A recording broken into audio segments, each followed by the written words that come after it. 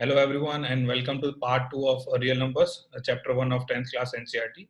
So in the last class we have discussed everything about exercise 1.2 until exercise 1.1 and 1.2. तो वहां तक आप सारी ही चीजें कवर कर सकते हो if you have watched the previous lecture. अगर आपने नहीं देखा है so please go to that. First of all watch that part, right? This is the last and final part of real numbers. तो हमने एक और चीज डिस्कस की थी, so बेसिक से दोबारा से एक बार हल्का सा रिकैप पर स्टार्टिंग करते हैं कि यहाँ से हमारे पास हमने ये भी देखा था कि रियल नंबर्स में क्या होता है कि दो तरह की चीजें होती हैं। एक हमारे पास क्या होगा, वील हैव रैशनल नंबर्स, ठीक है, ये आप पहले भी पढ़ चुके हो। वी हैव रैशनल नंबर्स और हमारे पास इररेशनल नंबर्स होंगे, ठीक है, रैशनल नंबर्स और इररेशनल नंबर्स। अब रैशनल नंबर कैसे होंगे हमारे पास, अगर उनके डेसिमल एक्सपेंशन की बात करें तो क्या होगा, या तो टर्मिनेटिंग होंगे, either they will be terminating, ठीक है, या टर्मिनेट नहीं करेंगे तो क्या होंगे, नॉन टर्मिनेटिंग का मतलब क्या, आपने रोक दिया उसको 5.35 खत्म, ठीक है, उसका डेसिमल एक्सपेंशन। और या क्या होगा, नॉन टर्मिनेटिंग। तो नॉन टर्मिनेटिंग में देखो क्या होगा कि टर्मिनेट नहीं करेगा डेसिमल एक्सपेंशन, लेकिन नॉन टर्मिनेटिंग के साथ यहाँ पे एक और चीज होती है, non terminating and repeating, right, this is what is required, non terminating and repeating. तो यहाँ पे साथ साथ छोटे छोटे एग्जाम्पल देखो, मैं आपको बता देता हूँ कि यहाँ पे टर्मिनेटिंग का मतलब क्या हुआ, डेसिमल एक्सपेंशन। फॉर एग्जांपल हमने लिखा यहाँ पे लेटर से 3.52, बात खत्म हो गई, ठीक है, ये टर्मिनेटिंग हो गया। नॉन टर्मिनेटिंग है लेकिन रिपीटिंग है, ठीक है। जैसे कि हम एक एग्जांपल ले सकते हैं, यहाँ पे आप कह सकते हो 1.3333 एंड सो ऑन, ठीक है, ये एक एग्जांपल हो गया नॉन टर्मिनेटिंग, लेकिन क्या है, रिपीटिंग, ठीक है, डेसिमल एक्सपेंशन टर्मिनेट नहीं कर रहा है लेकिन रिपीट कर रहा है।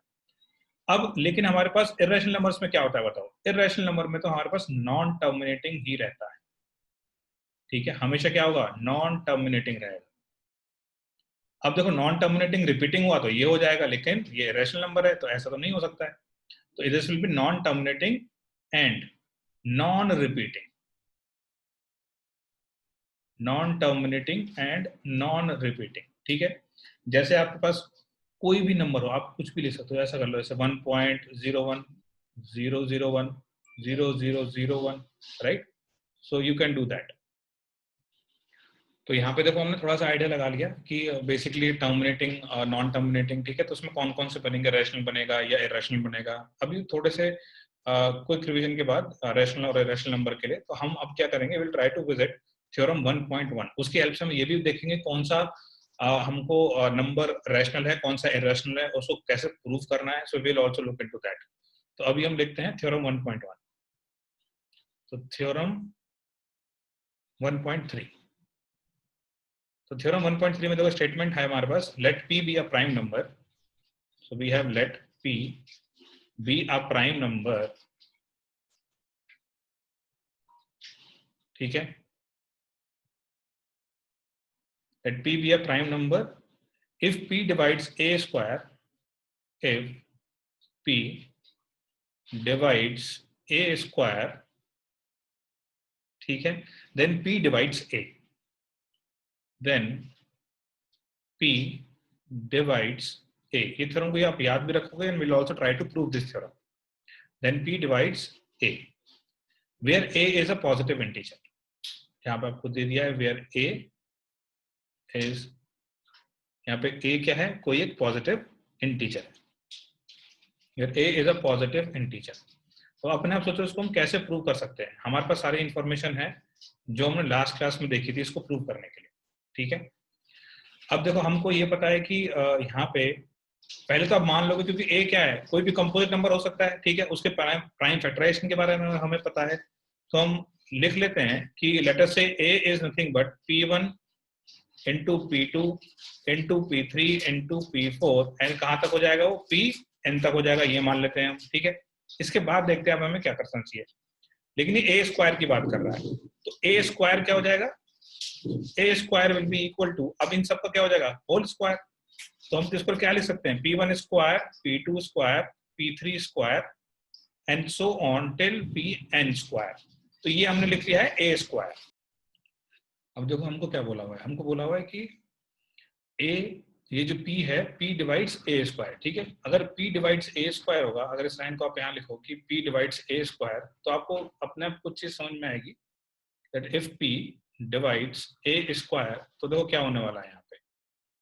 अगर p a स्क्वायर को डिवाइड कर रहा है, तो देखो आपने फंडामेंटल थ्योरम ऑफ अरिथमेटिक पढ़ी थी, ठीक है, जिसमें वो क्या कहता है कि हमारे पास ये जो कंपोजिट नंबर के प्राइम फैक्टर्स बनेंगे वो यूनिक रहेंगे, है ना। तो इसका मतलब अगर p जो है a स्क्वायर को डिवाइड कर रहा है, इसका मतलब क्या हुआ, हम इसको सिंपल ये बोल सकते हैं कि p फिर क्या होना चाहिए, one of the prime factors of a square होना चाहिए। So we'll say that p is one of the prime factors of a square, ठीक है। अब यहां से हम लिख सकते हैं कि p is one of the prime factors, one of the prime factors of a square, ठीक है। अब a स्क्वायर के प्राइम फैक्टर्स क्या हैं बेसिकली, अगर आप देखोगे p स्क्वायर या p1 स्क्वायर तो है नहीं ना a स्क्वायर का प्राइम फैक्टर, या p2 स्क्वायर तो नहीं है a स्क्वायर का प्राइम फैक्टर, ठीक है। a स्क्वायर के प्राइम फैक्टर्स क्या होंगे, p1 p2 p3 and so on, right. So it simply means that if p is one of the prime factors of a square, so हम यहाँ पे क्या बोल सकते हैं, p is actually one of p1, p2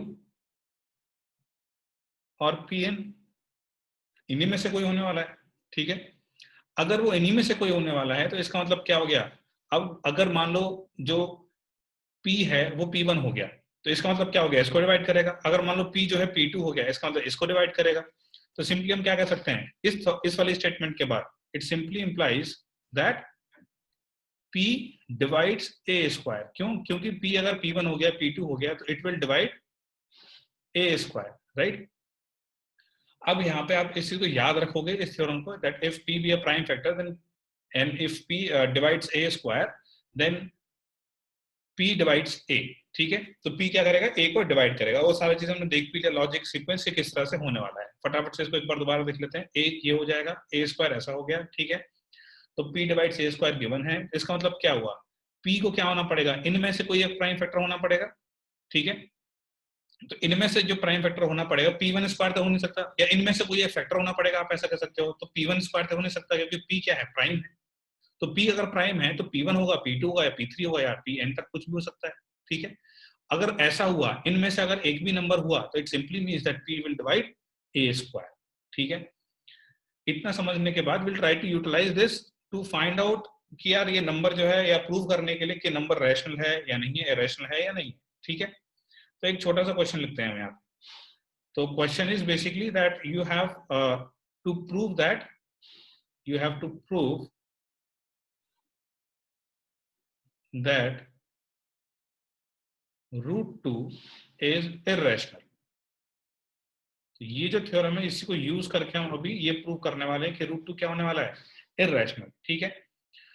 अब इसको सोचो जरा, अगर √2 इररेशनल है, हम इसको हमेशा किससे प्रूव करेंगे, अब याद रखो हमेशा इसको, हम हमेशा कॉन्ट्रडिक्शन से प्रूव करेंगे, ठीक है। कॉन्ट्रडिक्शन क्या कहता है, अभी कह रहा है कि √2 को इररेशनल प्रूव करना है, हम मान क्या लेंगे इसको, हम मान लेंगे इसे रैशनल, ठीक है।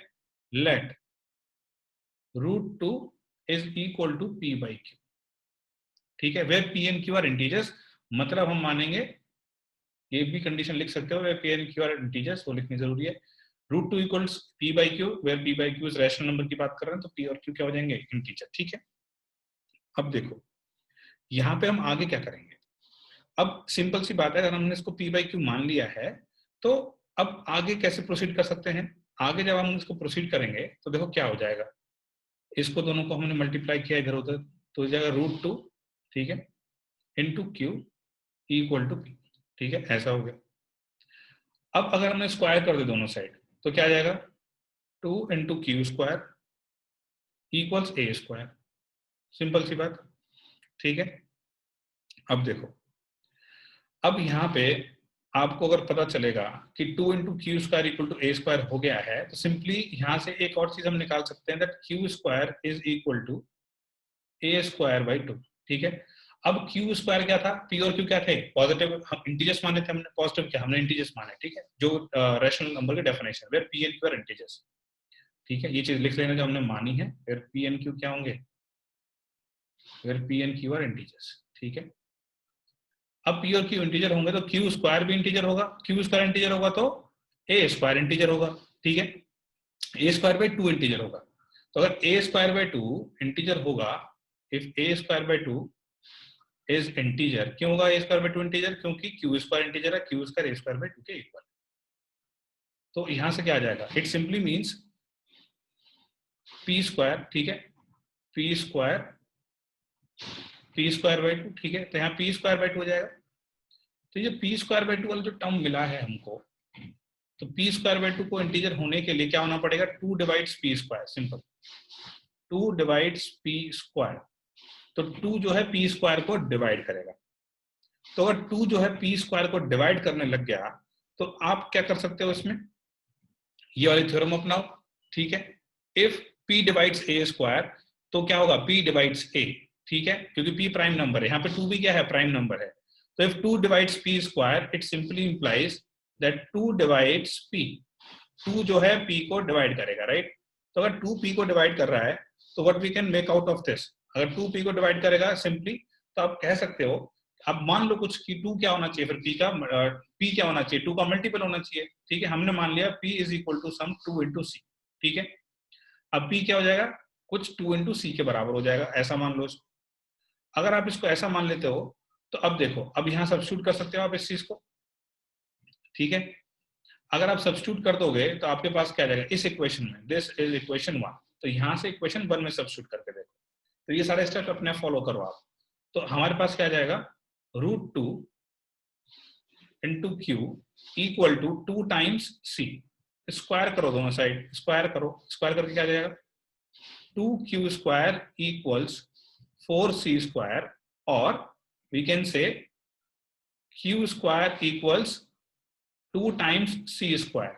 ठीक है जी, अब यहां से c क्या आ गया हमारे पास, अब यहां से हम बोल सकते हैं कि c square is equal to q square by 2।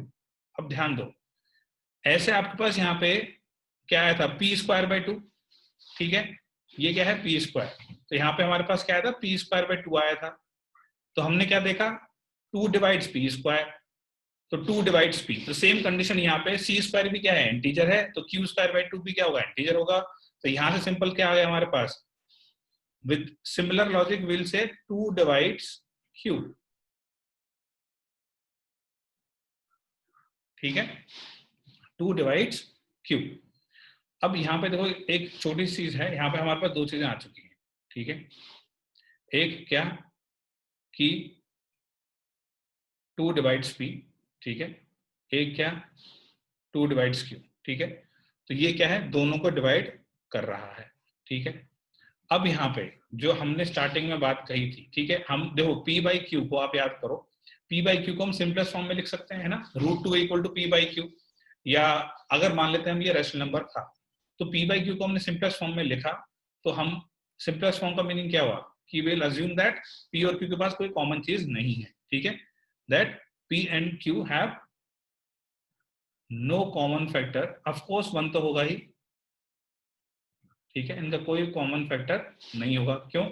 अब एक छोटा सा एग्जांपल देखो, आपके पास मान लो 3/2 है, आप इस तरह से ले सकते हो कि 3/2, हालांकि इसको आप 2 से मल्टीप्लाई और 2 से डिवाइड कर लोगे तो क्या आ जाएगा, 6/4 आ जाएगा। ठीक है, पर हमको 6/4 पे काम नहीं करना है, will try to convert this into simplified form. अब हमें इसको p बाई क्यू माना है। ठीक है, तो इस इनिशियल स्टार्टिंग में ये चीज आप ऐड कर लोगे कि p और q क्या इंटीजर्स हैं and there is no common factor in p and q, उनको हम सिंपलेस्ट फॉर्म में लिख रहे हैं and then we are proceeding. पर बाद में हमारे पास क्या है, 2 डिवाइड्स p, 2 क्या कर रहा है, p को डिवाइड कर रहा है, और 2 q को भी डिवाइड कर रहा है। ठीक है, तो जो हमारा अजम्पशन था कि हमने p by Q rational form में माना, जो कि सिंपलेस्ट फॉर्म में था, और हमने अजम्पशन ये लिया था कि p by Q simplest form में, वो कोई कॉमन फैक्टर नहीं है, लेकिन फाइनली क्या आ रहा है हमारे पास, कॉमन फैक्टर आ रहे हैं। ठीक है, इसको अगर आप मान लोगे a और इसको अगर आप मान लोगे b, ठीक है, तो a और b से क्या हो जाएगा, हम कह सकते हैं 2 डिवाइड्स बोथ ऑफ देम। ठीक है, विच इज अ कॉन्ट्राडिक्शन, हम कहेंगे 2 divides both p and q। ठीक है, ये दोनों p और q को डिवाइड करेंगे, which is a contradiction to what we assume. ठीक है, तो this is a contradiction to what we assume. तो हम क्या बोलेंगे फिर, जो हमने माना था इसको रैशनल फॉर्म में, एक्चुअली वो गलत है। तो it implies that rational form that we had assumed is wrong. मतलब इसका मतलब क्या हो जाएगा, जब रैशनल फॉर्म जो हमने अज्यूम की वो रॉन्ग है, इसका मतलब जो नंबर है √2 that is irrational.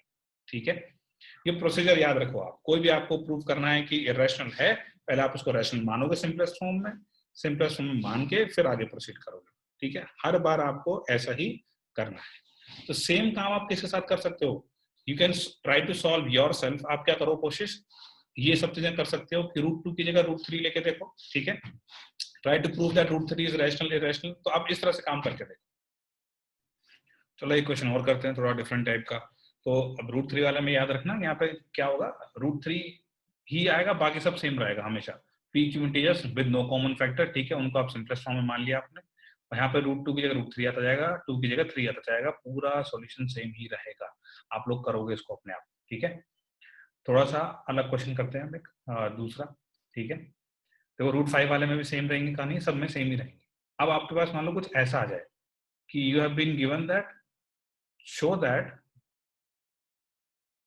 that 5 minus √3 is irrational। ठीक है, प्रोसीजर सेम ही रहेगा इसमें भी। तो देखो हम क्या लिखेंगे सॉल्यूशन में, आप अपने आप करके देखना है इसको, है ना, पॉज करके, उसके बाद यहाँ पे आना। तो सबसे पहली चीज जो थी हमारे पास काम की वो क्या थी कि 5 माइनस √3 है, इसको हम क्या मानेंगे, सिंपल सी कहानी, हम बोलेंगे लेट अस से 5 minus √3 is equal to p/q। ठीक है, और आपको पता है p/q क्या है, दोनों ही इंटीजर हैं। ठीक है, p and q are what, integers, और दोनों में कोई भी कॉमन फैक्टर नहीं है, उसको हम एक ये भी बोलते हैं कि such that p and q are coprimes, उनको को प्राइम भी बोलते हैं। ठीक है, को प्राइम्स मतलब जरूर नहीं है दोनों प्राइम हो। अब एग्जांपल लेते हैं, देखो जैसे कि हमने ऐसा कुछ ले लिया, 9 है और 7 है। ठीक है, दोनों में कोई भी कॉमन फैक्टर नहीं है 1 के अलावा, तो हम क्या रहेगा उसमें, हम क्या बोलेंगे, 7 और 9 दोनों कैसे हैं, को प्राइम, बल्कि 9 प्राइम नंबर नहीं है। ठीक है, तो वो दोनों क्या होते हैं, को प्राइम। तो हमने मान लिया दोनों कैसे हैं, को प्राइम। अब सेम कहानी चलती रहेगी हमारे पास, और इसके अलावा कोई चारा नहीं है। अब देखो क्या करेंगे हम, यहाँ से √3 की वैल्यू निकाल लो, √3 will be equal to 5 minus p/q, ऐसा आ जाएगा। ठीक है, अब हमें पता है √3 कैसा है, अब ये चीज यूटिलाइज करेंगे हम यहाँ पे, √3 इज इर्रेशनल, √3 इज इर्रेशनल, इसको हम डायरेक्टली यूज करेंगे। इफ √3 इज इर्रेशनल तो हमारे पास क्या आना चाहिए, 5 minus p/q should also be irrational, ये भी इर्रेशनल होना चाहिए। ठीक है, तो अब आप खुद से देखो कि 5 क्या है, रैशनल। ठीक है, 5 क्या था, रैशनल था, और p/q भी हमने क्या माना है, रैशनल माना है, स्टार्टिंग में ही देख लो। तो रैशनल माइनस रैशनल कभी भी इर्रेशनल हो सकता है, बिल्कुल नहीं हो सकता। तो ये क्या हो गई, कॉन्ट्राडिक्शन। इसको एक कॉन्ट्राडिक्शन कह रहा है, बोल रहा है झूठ है सब। ठीक है, यही होता है कॉन्ट्राडिक्शन का मतलब। तो इसका मतलब क्या होगा, आप सिंपली बोलोगे ये क्या है, कॉन्ट्राडिक्ट कर रहा है चीजों को, तो ये सब धोखा है, आपने ये सब गलत माना है, ये सब नहीं मानना चाहिए था। तो हम क्या बोलेंगे, it implies that 5 minus the assumption, our assumption that 5 minus √3 was a rational number p/q is wrong, and hence if 5 minus √3 is not rational, therefore it is irrational। ठीक है, इतना लिख देंगे बस। ठीक है, तो इट एम्प्लाइज हेंस प्रूव, बस और कुछ नहीं।